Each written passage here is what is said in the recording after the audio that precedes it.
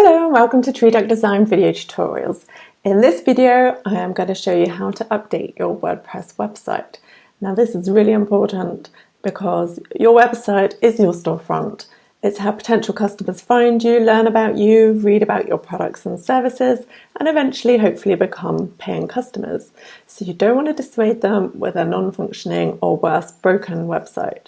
Now these are a few easy to follow steps to ensure your potential customers have a smooth and enjoyable experience.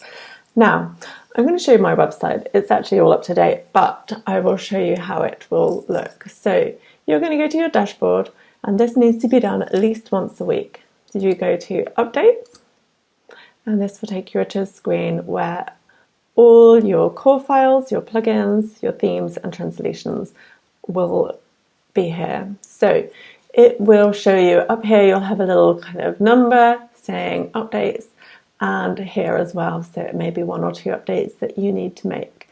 And these do happen quite regularly. The actual latest version of WordPress doesn't change that regularly, but you can check it by clicking here, and it will just check that you have got the latest version. That one is really important.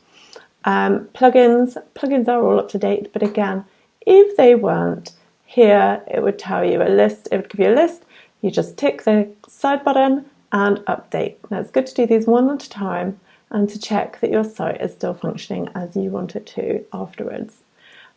Themes also need to be up to date, and translations, but you will get a message in your updates page. There'll be a little icon with a red circle with a number similar to this SEO one, and that will tell you what needs to be updated. So if it's a plugin, you can go to your plugins, and this will give you a list of everything. Often it'll have like a yellow bar underneath saying it needs to be updated. You can just click it and update. Simple as that.